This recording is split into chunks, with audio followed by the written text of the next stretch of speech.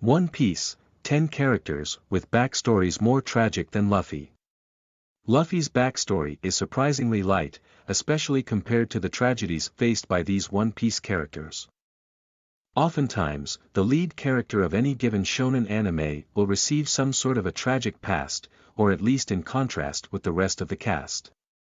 A tragic backstory not only allows the viewer to sympathize with the main character, but it also allows them to develop a connection based on said sympathy. More so, a character with a well-written backstory is more likely to grow steadily than their counterparts with a bad, or otherwise non-existent, backstory. One Piece, however, took this basic procedure and threw it right off the window. In comparison to the rest of the Straw Hat crew, and a good chunk of the series' characters for that matter, Luffy's backstory is unbelievably light. Any knowledgeable One Piece fan could name at least a few characters who meet the mark of having a worse backstory. Here are a few notable ones. 10. Senor Pink.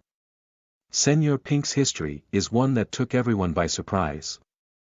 No one would have expected a minor antagonist to have such a swift yet intricate backstory to them.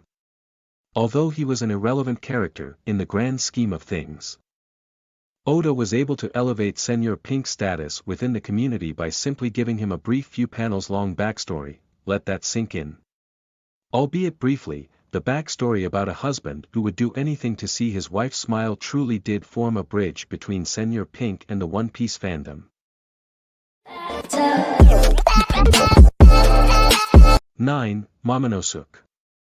Momonosuke's backstory usually gets overlooked due to how it was sequenced in the story. He, an 8-year-old kid, weathered events that not even adults would be able to withstand. Momonosuke lost his parents, his home, and any sort of emotion that could be described as security. And atop of all that, he had to shoulder all these absurd expectations that all his retainers had, and still have for him. That is a lot for any child to shoulder. 8. Boa Hancock. There's never a context in which being a slave is not tragic. Boa Hancock, alongside her sisters, had to undergo that ordeal at the bold age of 7. Furthermore, what makes matters worse is the fact that they weren't regular slaves either. They were slaves to world nobles, the most miserable kind of slaves. Due to the wretched nature showcased by the majority of these world nobles, one can safely conclude that the experience of their slaves would be beyond tragic. Tragic enough to leave an everlasting scar on the Boa sisters. 7. Doflamingo. As evil as he is, young Doflamingo had to live through a childhood that no one should go through. Due to the awful treatment he and his family received from both peasants and nobles alike, he came to loathe the world. This intense resentment would later all be channeled into fueling Doflamingo's grand plan, world destruction. To be precise, the world shaped by the celestial dragons. Ultimately, it all comes down to revenge. 6. Ace. Most adoptive parents face the dilemma of coming out to their kids. More so if they chose to do so, they often do it when said children are relatively old. Monkey D. Garp, however, apparently had no qualms about confronting Ace about his shocking identity. It is worth remembering that Ace was younger than 8 years old at the time. While the audience might never know the motives behind Garp's actions, these actions played a massive role in Ace's miserable childhood. 5. Sanji. Before Whole Cake Island, fans assumed that Sanji had a tragic past, albeit we underestimated the severity of the aforementioned past. Oftentimes, getting rough treatment from one's family might be much harder than losing a loved one. Sanji's own father admitted to the fact that he tried to kill Sanji a few times but ended up changing his mind. That being said, despite all their past treatment, Sanji still chose to save his family. a testimony to his kindness. 4. Chopper. The tragic story of Chopper could be broken down into several smaller tragic pieces. His pre-human life where he was shunned by his herd, his post-human life where he was shunned by humans.